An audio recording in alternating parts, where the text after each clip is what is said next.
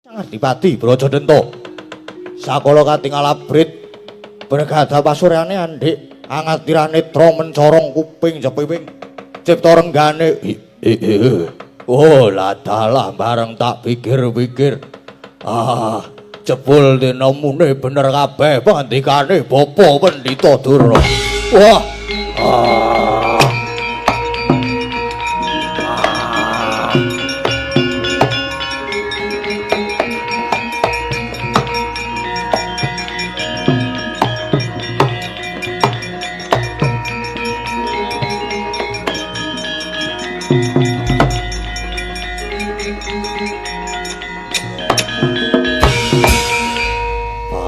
Begawan Durna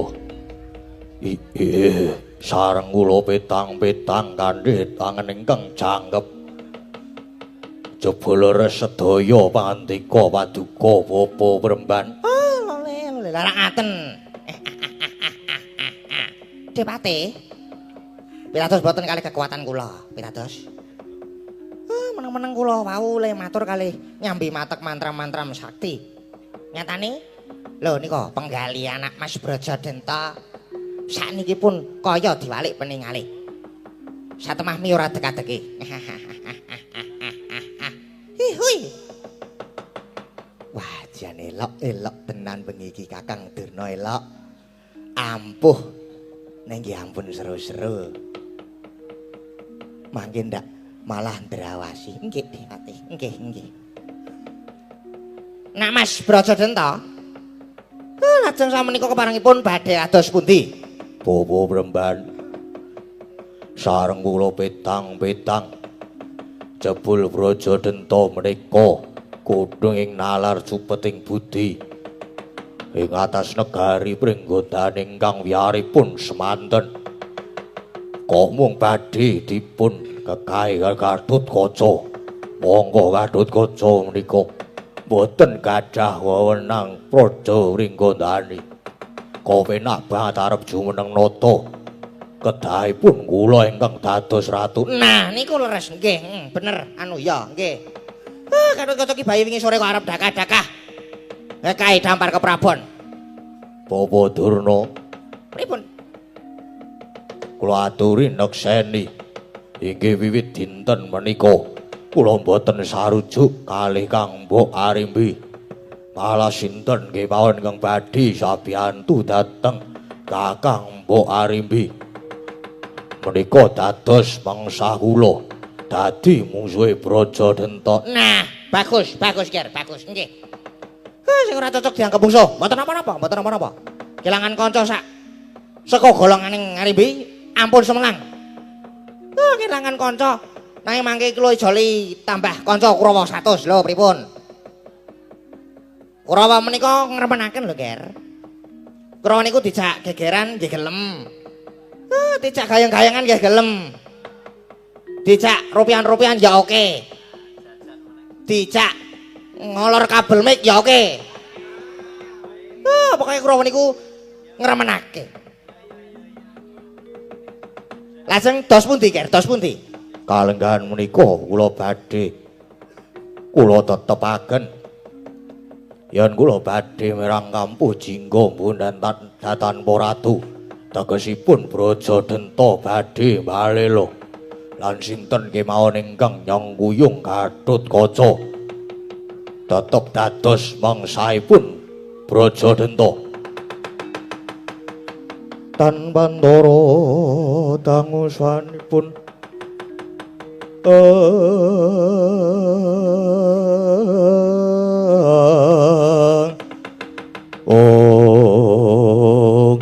nalika semanten Tanwantara dangsanipun Raden Brajamusti ingkang den dherekaken Raden Kalabendana kanca piye Mas ana apa Mas kae ana dayuh minggir ayo jalutan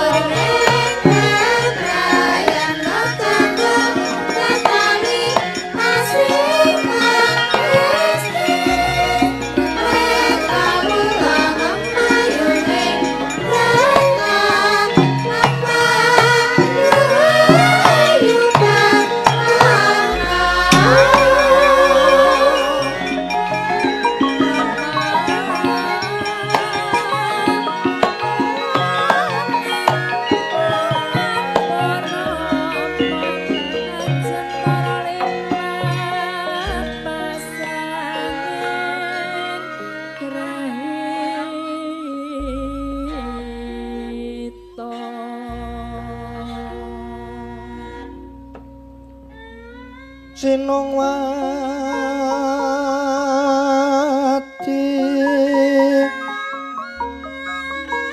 Sinongwati jagat kinari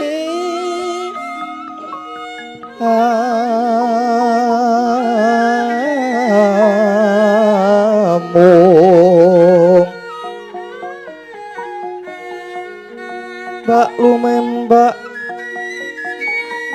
ombak ing samudra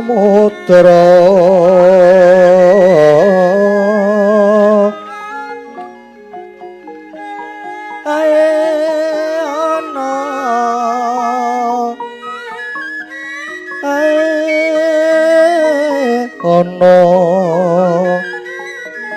bale lumut ambek kanggeng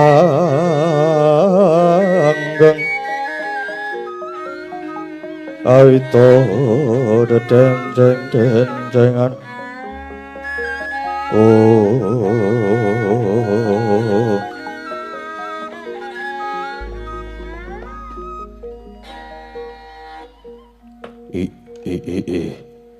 gawe kaget praptane adiku lanang Brojo Musti padha kandhi Raharja sak praptamu Yai ento pamujine Kakang Brajadenta slamet tekaku aku ngaturake sembahku unjuk ya Kakang ya tak tampa ora liwat pangestuku Tampanono adiku lanang Brojo Musti tak genggem dadake jimat andanono ing kasantosan Kakang kala bendana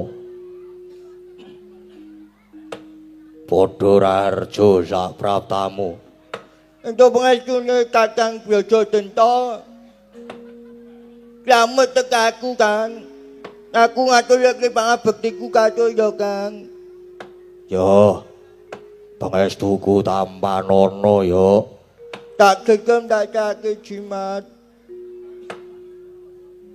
Kang Kaiki suasanane beda karo biasane to Kang Sing marai beda ra kok pasrene kadipaten ning kandhingarana personil ana personil baru ora panging iki Pandhita Durna karo Patih Cengkuni kadare iki do ngapa Kang ya mung tuwi marang karaharjane awake dhewe ya cukup Kang nek ngono cukup lan duwe niat liyane to Kang ora ngapusi lho Kang mergo ngene apa wong loro kae do kasinungan derajat pangkat nang nyuwun sewu kae iki cangkeme do baya kabeh Kang mula kudu sing ati-ati tenanan kae pokoke iki pendhita nang kae pendhita ndok basa tegese ndok basa ketoke jabane putih nang jerone basa wong loro kae padha Kang tumboleh tutup nang dine ora tau pisah wis to ngendi papan sing wis tentrem ketekan wong loro kae mesti terus dadi geger sing wis tentrem dadi gejekan suasana padang dadi peteng sing jejeg dadi bengkong mula sing ati-ati tenan yo Kang kae omong apa wae aja digugu Wega nek Kakang nganti kena pengaruh kurang bejo sisip sembire malah iso sungkrah karo sedulur dhewe yo Kang. Lah kae Kakang Durna awake dhewe dirasani. Pun biasa. Niku buta petuk kok pun nang kemawon. Ora usah perlu wedi. Perlu wedi. Pun santai kemawon. Nggih nggih. Kadang pun Kakang Yai Brojo Musti ana wigati apa Yai? Kepareng matur wonten ngersanipun Kang Mas Adipati. Lepati Agung pangaksami sejatosipun sahan kula menika dipun utus kalian Kakang Mbok Arimbi.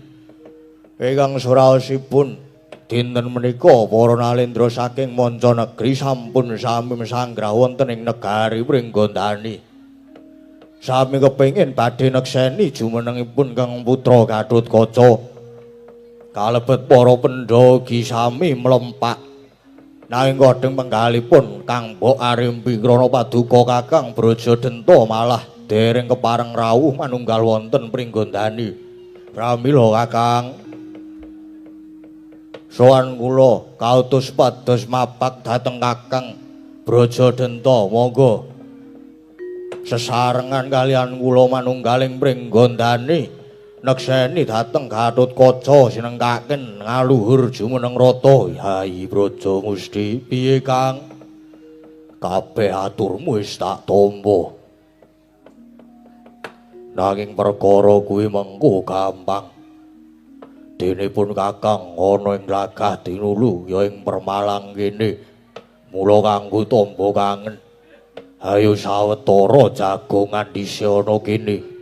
Merga samukupun Kakang bakal ana pitakonan kang akeh marang Si Adi Braja Musti. Pitakenan babakan menapa Kakang?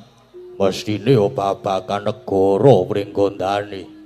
Yai, Pringgondani kae dilarani swarga Kanjeng Rama Prabu Trembaka. Lan kabeh putrane padha winleg jiwa kasatriyan nadyan kowe karo aku ki wujuding dewi utawa buta. Nanging ora nate singlar lan ora nate tumindak menjeng seka kautaman. Nanging mestine kowe wis ngerti dhewe sapa sing nyedani Kanjeng Rama Prabu Trembaka. Ora ana liya ya mung Prabu Pandhu ing Astina. Ya kuwi nalika ana perang gedhe, ya perang pamukswa, perang negara Ngastina musuh Pringgondani. Rama Prabu gugur kapupuing rana Madyalaga. Braja Musti, inggih. Perkawis menika kula mangertos lan menangi. Nanging Kanjeng Rama perang tanding menika kula anggenipun badhe njunjung dhateng jadering siswa dhateng gurunipun. Dene siswa mboten kenging mangkang saking dawuh Sang Guru Nadya. Nanging kanthi pawadan apa wae perang kuwi tak anggep dadi memungsuhan. Lantuk semono Kakang Prabu Arimba kang banjur dadi ratu, nanging malah sida sing jalari sedane ya kuwi Bratasena. Inggih. Nanging sameneika Kakang Bratasena dados kadang sepuh. Krana dados garwanipun Kakang Mbok Braja Musti, piye Kakang? Rama Prabu Trembaka seda saka Prabu Pandhu. Banjur Kakang Prabu Arimba seda saka Bratasena. Saiki coba dipitung. Lah kok dadi Gatotkaca arep dijumenengake ratu ing Pringgondani iki? Apa kira-kira wis pernah lan wis member? Mangke riyin wonten tembung kados ngaten menika kok malah lajeng tuwuh pitakenan kersanipun pripun? Ora duwe karep apa-apa. Ning coba gagapana dhewe Kakang. Pancen leres. Wonten pundi papan yen manut tata keprajan putra kakung menika ingkang dados ratu, nanging Kakang kedah enget nalika semanten kula lan Kakang Brajadenta sampun prasetya kalian Kakang Mbok Arimbi yen to Pringgondani dipun pasrahaken Kang Mbok Arimbi lan mangsa bara nganggenipun Murba lan Masisa. Mila menawi Gatotkaca badhe dipun dadosaken ratu menika sampun leres. Bener tumrap kowe, nanging tumrap aku kuwi ora bener. Lho lah kok ngaten to Kang? Ya merga nalika samono kodheng pamikirku nganti bingung kudu piye sing tak lakoni. Bekasan ketrujut sing dadi sumpahku ana ngarepe Kang Mbok Arimbi. Bareng tak pitung-pitung, bareng tak gelar tak gulung jebul negara Pringgondani kuwi negara kang jembar. Kaulane ya akeh, tur yada sugih. Mula yen Pringgondani bakal dilungguhi Gatotkaca. Persajan wae aku ora madhuk, aku ora gathuk, aku ora sarujuk. Krana Gatotkaca ora duwe wewenang. Ingkang duwe wewenang kuwi kudune malah Brajadenta. Mula dina iki kowe swanana permalang kene malah meneri. Brajamusti elinga Pringgondani iki negarane wong tuamu ya Sudarmamu. Aja nganti Gatotkaca sing dadi ratu. Nanging Brajadenta. Yen Brajadenta dadi ratune, Brajamusti mesti dadi patihe. Yai aja nganti Pringgondani diorak-arik karo bayi ngisore, diorak-arik karo Gatotkaca, Yai Brajamusti. Wah.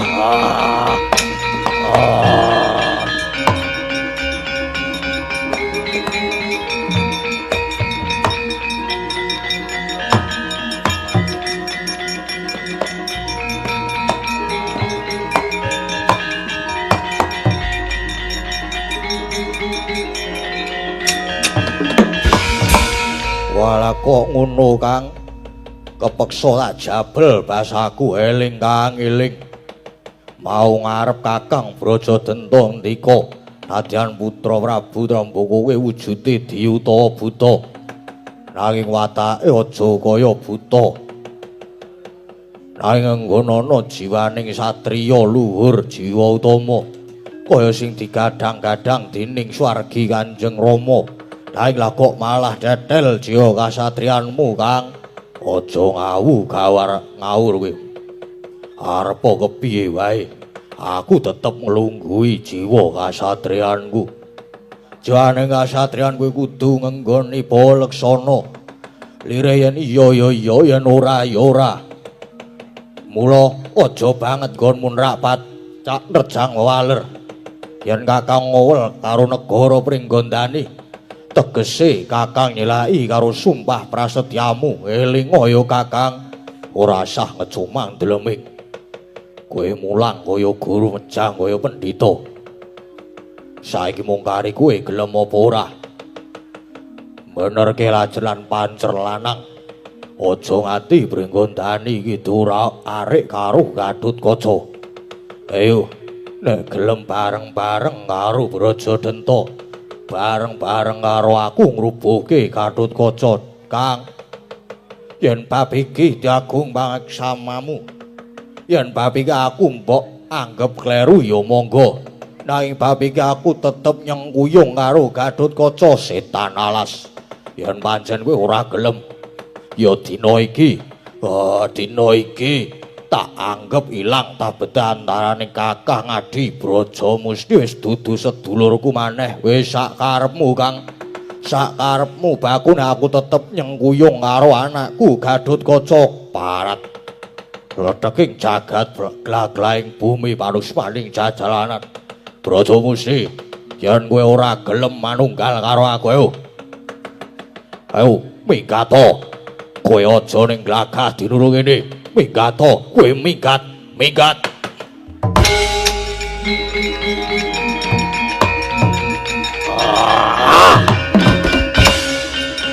Kang. Ya ampun Kang, aja kaya ngono kuwi ya Kang, aja kaya ngono. Sabar Kang, sabar.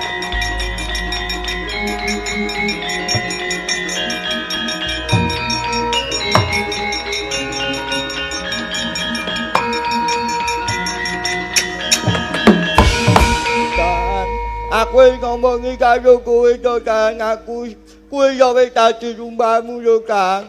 Kae Kakang Brajamusti kae sedulurmu.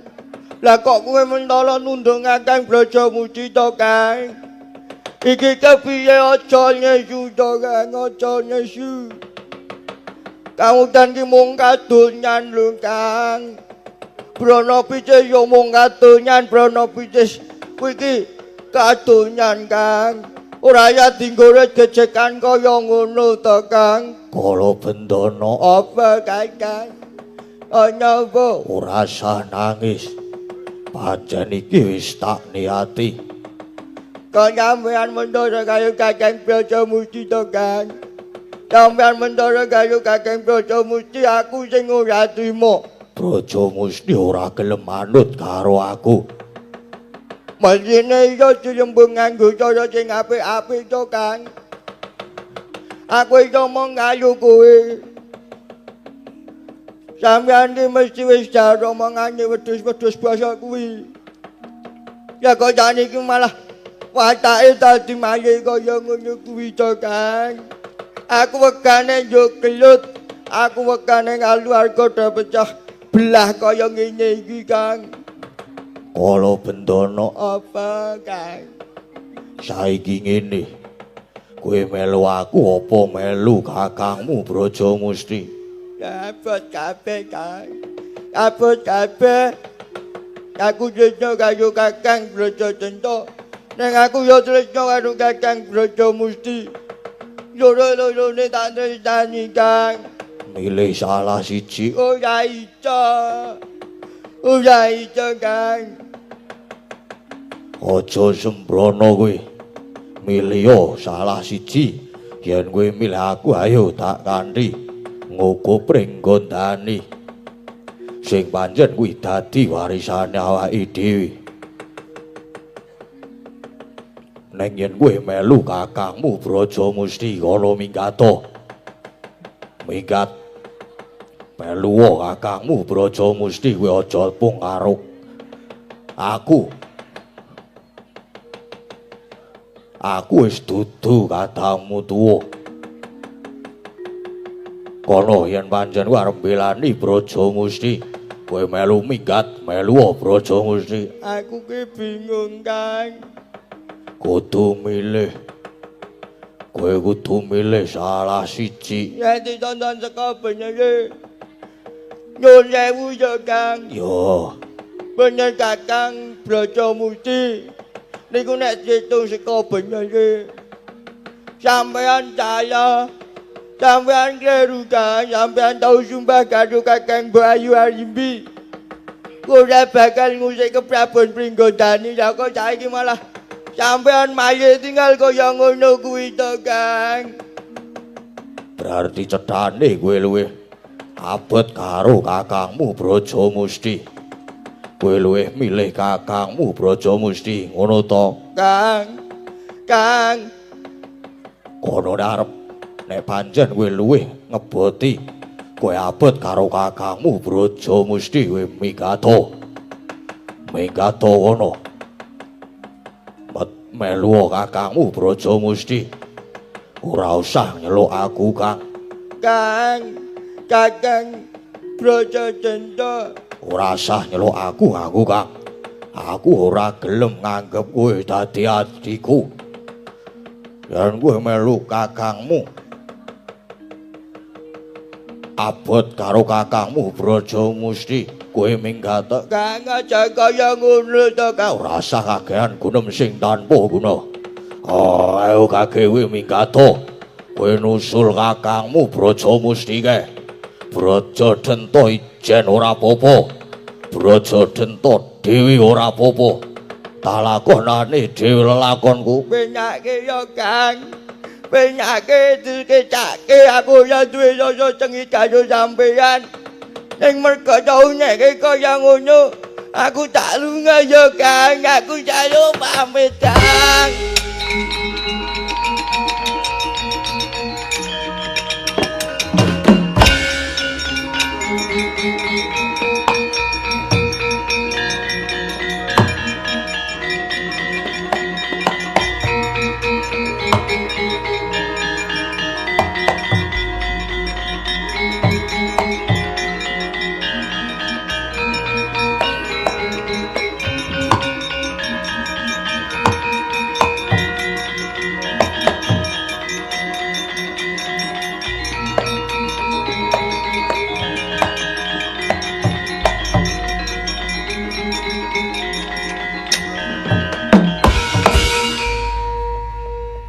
Nggih mekaten niku. Menika ingkang kula kajengaken inggih ngaten menika. Panjenengan sampun gadah jati diri.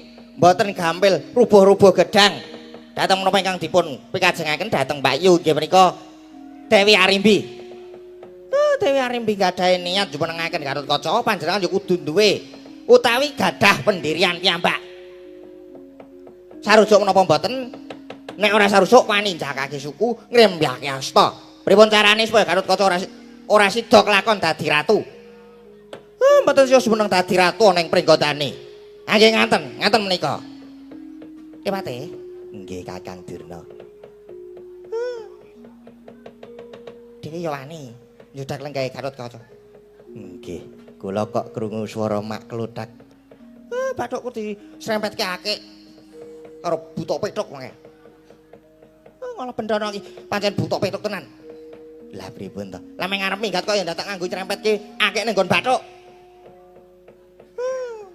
Nganggo akik ora ana watune, dadi mek ngembane tok. Lah ya mlicet kabeh bathukku iki. Lah nggih. Lah ning kok sakniki kula kok kuwatir nggih. Kuwatir pripun to, Dik Patih? Kuwatir pripun? Nek Braja Musti wae ora apa-apa. Lah ning nek Kala Bendana niku sing bebayani. Lah, bebayani pripun? Kala Bendana kok bebayani? Kala Bendana iku buta petuk. Mboten bebayani niku, Dik Patih. Kala Bendana wau mlayu bali ten Pringgondani. Monggo Braja Musti wis matur nek Pandhawa komplit sampun ten mrika nggih ta wau. Kabeh ten mrika kala Bendana sowan ten Pringgondani didangu Brajadenta kok ora bareng. Kala Bendana niku buta sing lugu blaka apa anane lah. Terus disauri Brajadenta mboten purun sowan wonten negara Pringgondani awit badhe ngrebat kamukteni Gatotkaca. Terus. Nah, terus Pandhawa ndangu. Lho kok ngono to Kala Bendana? Diwangsuli terus nggih merga ten mrika ten Kadipaten glagah tinulung mrika wonten Begawan Durna. Monggo ten mriku anak-anak Pandhawa nggih sami mlumpuk komplit wonten Gatotkaca, wonten Antareja, Antasena. Nggih Dik Patih. Nah, terus mestine wae ana Sinuwun Dwarawati. Nggih leres niku Dik Patih. Kamangka Sinuwun Dwarawati nika ten pundi kemawon? Mboten nate pisah kalian Setyaki. Terus lah Setyaki krungu nek ten mriki enten Durna.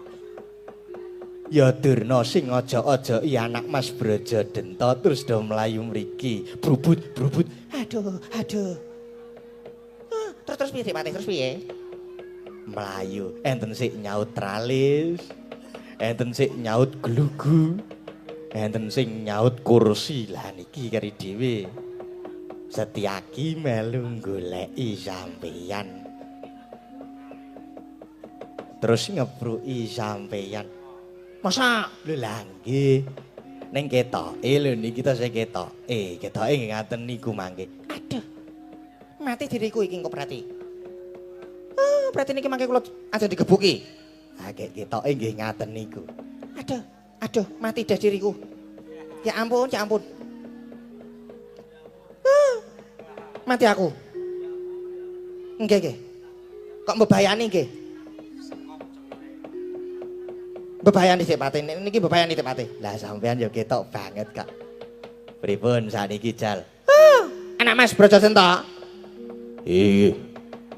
Miturut aturipun Dik Patih Arya Sengkuni niki mangke kula badhe dipun gebuki. Nah, dicucuki. Kali sinten? Miturut critanipun Dik Duni niki mangke Antareja Antasena Setyaki do nyaut glugu terus goleki pun bapa ing saka lima badhe dipun gebuki. Mila dinten samangke kula aturi paring dawuh dhateng sanggihaning para wadyabala supados nungka lampahipun Braja Musti. kersanipun. Nek Brajamusti pancene boten utawa ora gelem ndombane kekarepaning pun Raka inggih punika panjenenganipun anak Mas Brajadenta, Brajamusti kudu dibanta. Kudu dibanta. Dikricung sikile dilebokke pakunjaran. Aja nganti bisa wal. Kalau bendana diringkus. Banta tangane kricung sikile lebokke pakunjaran. Inggih. Nah, niki bahayane nggih mriki niki. Nek priyayi loro menika wau daucul melayu ning negara Pringgondani. Nah, ingkang ngemelangi mboten jenengan, nanging kula kalian Dik Patih Haryocuni. Menawi ngantos sekolah bendara nika wau lapor nek ten mriki wonten kula kalian Dik Patih, kula bakal didadekke Durna geprek, terus Adipati Cuni didadekke Sengkuni penyet. Mesti dicur entek-entekan. Mekaten, Ker anak Mas Brajadenta. Nggih. Mangke kula piyambak ingkang badhe nungguh Brajamusti. Nah, anak mekaten. Kedah mekaten. Kedah dipun tegeli. Nggih. Braja lamatah napa dene Braja Ikalpa. Kula wonten dawuh Kakang Adiwati. Aja gesruh atimu. Kowe tak wenehi kamardikan. Yen pancen cocok kelawan apa sing dadi panemunipun Kakang. Ayo Belanana Brajadenta. Nah yen kodheng pikirmu bingung kudu menyang endi nggonmu nentokake. Ora sah melu-melu perkara iki. Monggo mundhak kabul-bulute ora mangan angkane. Wis saken dawuh. Wadya bolong glagah tinulus muga tandingen. Sapa sing cocok karo penemune Brajadenta ndak keparengake nderek lakuku. Dene ingkang ora cocok ora gathuk karo penemune Brajadenta.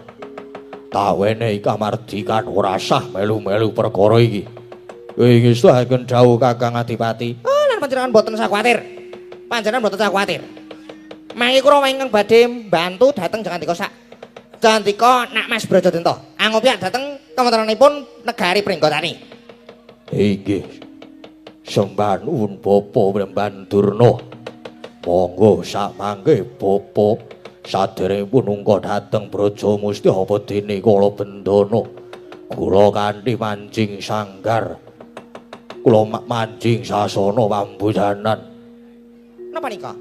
Niku napa niku? Kakang Durna. Pripun Patih? Napa ta wae? Sasana pambujanan niku napa Patih? Nun, Sasana pambujanan niku napa? Sasana niku papan pambujanan niku dahar. Oh, maem, berarti maem. Monggo kula dherekaken nek ngono ki biasane roke-roke kene Adipati. Mboten enten. Mboten.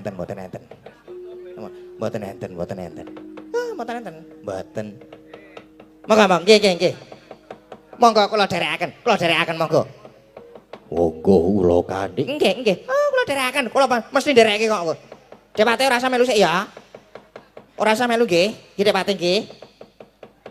Nggih, pun kula tak teng mriki mawon. Ora melu ya ora masalah. Braja Ikalpa wonten dawuh budalna kang padha siba ingsun nedya undur ngedaton bareng madal pasilan nyuwun tambahing pangestu sing ati-ati aja kaya bocah cilik. Purna gatining panangkilan Sang Adiwati Brajadenta arsa ambubaraken pasewakan sigra lumampah mlebet madyaning kadipaten katinon saking Mandrawa tindaknya Sang Adiwati kaya tansah sesanti kamulyane.